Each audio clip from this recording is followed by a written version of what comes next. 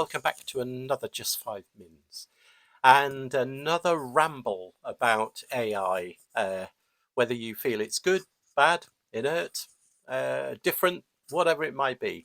I don't know. I'm personally looking for some opportunities to where it can really be applied and help uh, in business or otherwise. And there's a lot of scope, and there is actually too much information, as well as the FOMO, fear of missing out on what's happening. But I think, like a lot of things, with how, again, love it or hate it, I'm just the purveyor of fine podcasts. Maybe not, but with things like Copilot getting built into Office, Windows, GitHub Copilot for coding, and everything else. I think it will be one of those things where for the masses, basically, and I don't mean this in an arrogance way or anything. People will just start using it and just assume that that's just the norm over the next while. And I was going to say a few months, years, but you never know these days. But there are some decent things that can be done, and it will help. As for getting rid of developers, I don't know. Who knows? I mean, the way it looks, there could always be chance for that, couldn't there?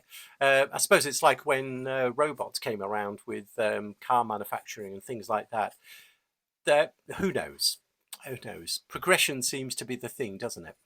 But anyway, for today, this is mostly around ChatGPT.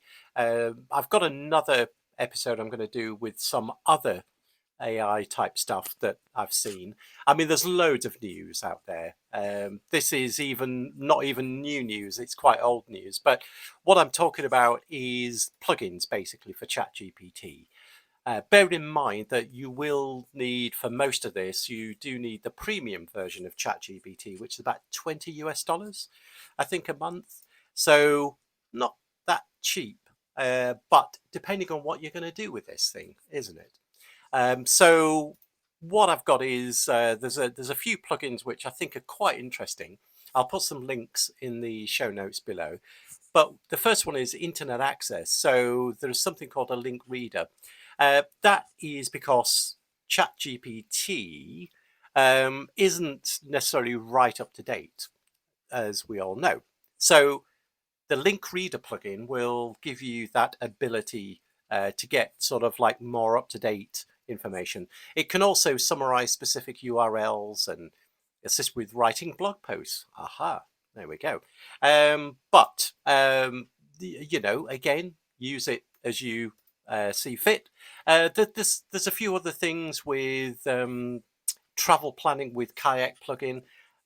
Personally, I don't do enough traveling these days to actually warrant this. But again, it's a plugin that will help you plan your destination. You can put budgets in. It will actually give you recommendations, all the rest of it. So that's quite an interesting one. But there are a couple of other ones, like there's an AI Experts with the AI Agents plugin. That's things like, you can delegate tasks to other AI agents to accomplish your goals. There's some quite interesting, it's like a personal assistant, I guess, to a degree. And I know there's a lot of these things floating around at the moment, things like Jarvis and a few others. But anyway, there's quite a few things there. There's a few memory-based plugins. I'll link to the videos that I've seen this, because obviously when you lose a session out of ChatGPT, your history tends to go away. So there's a couple of plugins that will hold on to that memory if you wanted to. Okay, but yeah, some really quite interesting things, but a couple of them from good old Fireship.io, which always seems to, the guy there seems to always get some quite incredible insights to these things. But there's a few things. There's some things about, again, using some of the advanced ChatGPT functions and plugins to do code and write code. But one thing that jumped out really is it's got a code interpreter that allows you to now upload files. So you can upload like an image and it'll OCR that. It solves math problems from documented stuff. Anyway, but the interesting thing is that you've got that OCR stuff. You can say, go grab me this table of data. Now, the thing is, at the moment, that is great, but you're using that in a UI. One thing I've got to look at is the API side of that.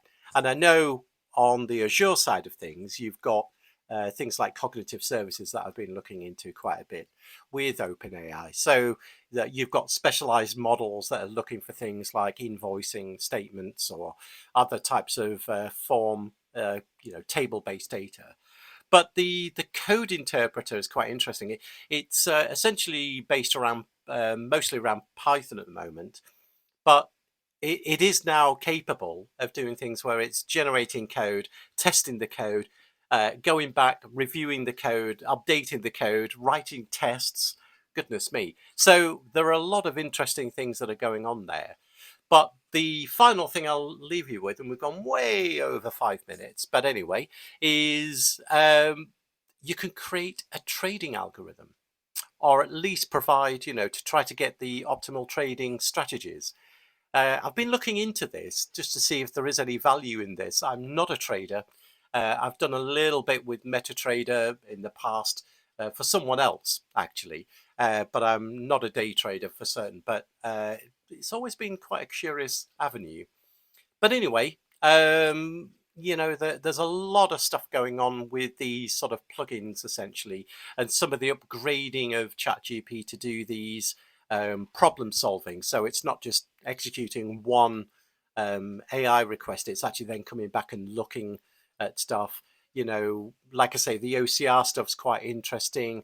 Some data analysis, it's doing things like cleaning up and optimizing data. You can upload a CSV and say, go and sort out the duplicates and all the rest of it. So there's some really quite interesting things. But anyway, too much to fit in just 5 mins, but there we go.